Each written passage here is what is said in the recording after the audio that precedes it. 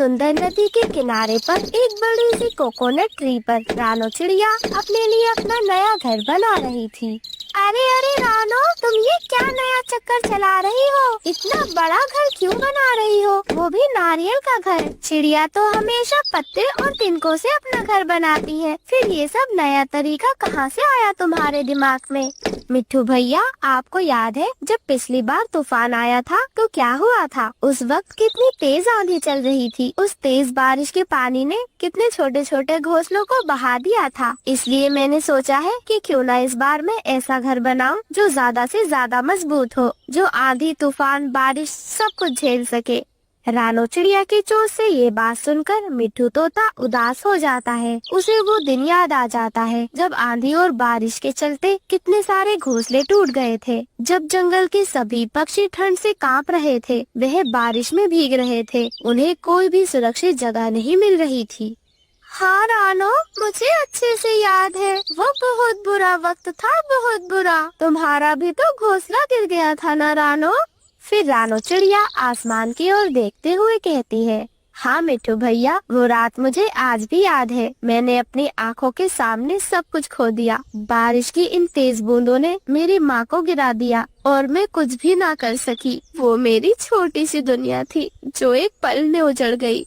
रानो की आवाज भारी हो गई थी। मिट्ठू तोता देखता है कि रानो चिड़िया की छोटी सी आंखों में आंसू चमक रहे थे। वो पहली बार हमेशा हंसने वाली दोस्त को इतना उदास देख रहा था। रानो, तुम सच में दिल की बहुत बड़ी हो। मैं भी तुम्हारी इसमें मदद करूँगा। अरे वाह वाह रानो, तुम तो बहुत समझदार हो। हम भी तुम्हारी इसमें मदद करेंगे। हाँ, ये नारियल तो कितने ज्यादा सख्त होते हैं, इसको काटने में तो बहुत ज्यादा मेहनत लगती होगी। और वे सब एक साथ मिलकर नारियल से एक बहुत ही सुंदर सा घर बना लेते हैं। वहीं दूसरी तरफ जंगल की एक चालाक लोमड़ी दूर से छिपी हुई ये सब देख रही थी। आहा, ये जगह तो कमाल की लग रही है। बारिश से बचने के लिए एकदम सही। ठंडी हवा भी यहाँ तक आ नहीं पाएगी और सबसे बड़ी बात, यहाँ मुझे भरपेट दावत मिलने वाली है। आहा, ये मासूम सी चिड़िया, ये गोल मटोल कबूतर, कितने प्यारे हैं, कितने कोमल हैं। इन्हें देखकर लग रहा है जैसे ताजे ताजे नरम नरम गोश्त की एक जीती जागती दुकान। एकदम रसीले हैं ये सब। ज्यादा भागना भी नहीं पड़ेगा, बस हाथ बढ़ाने की देर है। जरा सोचो, सोचकर ही कितना मजा आ रहा है। वह दुष्ट लोमड़ी न जाने अपने दिमाग में क्या क्या सोच रही थी। एक एक पंख नोच नोच कर खाऊंगी, पक्षी कर्राएंगे, फड़फड़ाएंगे, वो छोटी सी बेचारी चिड़िया की चीखें, और फिर वो लाल लाल गरम गरम नरम नरम मांस। वाह, स्वादिष्ट, मजा ही आ जाएगा। अगली सुबह एक भस्मासुर नारियल के घर के नीचे आके जोर जोर से चीखने लगता है। रानो बहन, यहाँ बहुत ठंड है, क्या मैं थोड़ी देर के लिए तुम्हारे घर में आ सकता हूँ?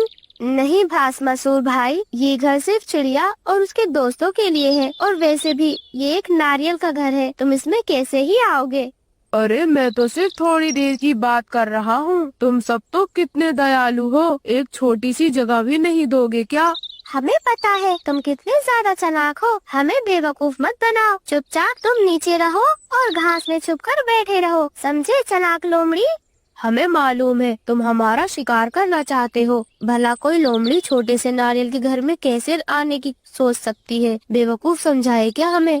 वह भस्मासुर समझ गया कि सीधे सीधे काम नहीं बनेगा। ऐसे ही कई दिन बीत गए। जंगल में सब कुछ शांति से चल रहा था। रानो चिड़िया और उसके दोस्त नारियल के घर में खुश थे, लेकिन भस्मासुर लोमड़ी अभी भी रानो चिड़िया और उसके दोस्तों के खून का भूखा था। एक दिन रात के अंधेरे में वह भस्मासुर चुपके से फिर से नारियल के पेड़ के नीचे पहुँच जाता है।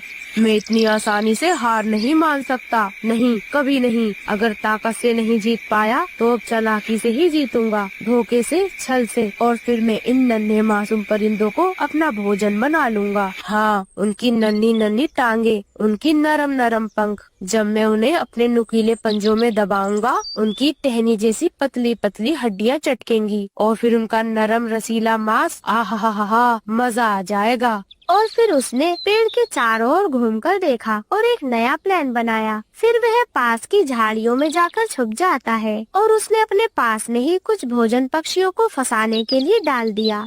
अरे रानो, घर में भोजन खत्म हो गया है, मैं भोजन लेने जा रहा हूँ। ठीक है कबूतर भैया, परंतु ध्यान से, बहुत ध्यान से जाना। वो बासमसूर, वो शरारती खोकार लोमड़ी कहीं हमारी ताक में कहीं छुप कर ना बैठी हो। मुझे तो बहुत ज्यादा डर लग रहा है, बहुत ज्यादा डर। उसकी वो लाल लाल जलती हुई आंखें, उसकी पैनी खून से दांतों पे सनी हंसी, उसकी धीमी धीमी भयानक फुसफुसाहट, जैसे वो हमारे हर कदम को देख रही हो, जैसे वो बस हमें शिकार बनाने ही वाली हो। तुम्हें याद है ना, पिछले हफ्ते चंपा चिड़िया भी ऐसी ही उड़ी थी और फिर वह कभी लौट कर नहीं आई। वो कहती थी बस थोड़ी देर के लिए जा रही हूँ, जल्दी लौट आऊंगी। लेकिन हम सब ने सुना था उस रात उसकी आखिरी चीख और फिर एक भयानक सन्नाटा। बुलबुल बहन, मैं नहीं चाहती कि फिर से वही हो। मैं नहीं चाहती कि हम में से कोई भी गायब हो। हमारी टहनियाँ पहले ही सूनी हो गई हैं। मत जाओ, अगर जाना ही है तो बेहद संभाल कर जाना, बहुत ज्यादा संभाल कर। बंटी कबूतर डरते हुए भोजन की तलाश में निकल जाता है। वो भी रानो की बातें सुनकर बहुत ज्यादा डर गया था। उड़ते उड़ते उसे भोजन दिखाई देता है। मुझे भोजन के लिए ज्यादा दूर नहीं जाना पड़ा। चलो सही है, मैं यहीं से कुछ गेहूं की बालियां लेकर वापस चला जाता हूँ। और जैसे ही बंटी कबूतर उड़ने वाला था, तभी तेज तैरने नाखूनों से वह उसे दबोच लेती है। भस्मासुर, मुझे छोड़ दो, जाने दो मुझे। हा हा हा हा, जाने दूं, छोड़ दूं? हा हा हा हा, नहीं नहीं, अब कोई दया नहीं, कोई रहम नहीं। वह भस्मासुर उस बंटी कबूतर को अपने बड़े बड़े नाखूनों से उसे खा जाता है। ऐसे ही शाम हो जाती है। शाम तक जब बंटी कबूतर वापस घर नहीं लौटता तो रानो चिड़िया बहुत परेशान हो जाती है। मुझे तो डर लग रहा है, कहीं बंटी भैया उस भस्मासुर का शिकार तो नहीं बन गए होंगे। एक दिन जब जंगल के सभी पक्षी सो रहे थे, तभी नारियल के घर के नीचे से वह दुष्ट लोमड़ी एक बड़ा सा गड्ढा खोद लेती है और फिर वह नारियल के पेड़ को हिलाना शुरू कर देती है। रानो, रानो, रानो, पेड़ हिल रहा है, ये क्या हो रहा है? और फिर रानो चिड़िया और उसके सभी दोस्तों की नींद टूट जाती है। पेड़ जोर जोर से हिल रहा था। नीचे देखा तो भस्मासुर हंसते हुए पेड़ हिला रहा था। वह तो पेड़ को गिराने की कोशिश ही कर रहा था। हा हा हा हा, तुम सबको घर से बाहर निकलना ही पड़ेगा और तभी तुम सब मेरी भूख मिटाओगे। जैसे मैंने तुम्हारे दोस्त कबूतर को खाया है, वैसे अब तुम्हें भी। हा हा हा हा। नहीं, कभी नहीं दोस्तों, हम सबको एक साथ मिलकर इसका सामना करना होगा। हमें इस लोमड़ी से अपने दोस्तों का बदला लेना होगा। और फिर सब सोचने लगते हैं कि आखिर क्या किया जाए। तभी बुलबुल की दिमाग में एक आइडिया आता है। रानो, हम एक काम करते हैं, हम इस पेड़ से बड़े बड़े नारियलों को गिरा सकते हैं। और फिर सबने एक एक कर मेहनत करी। सबने जोर लगाया और बड़े बड़े नारियल उस भस्मासुर के सर पर गिरा दिए। अरे मेरा सर, ये क्या किया तुमने?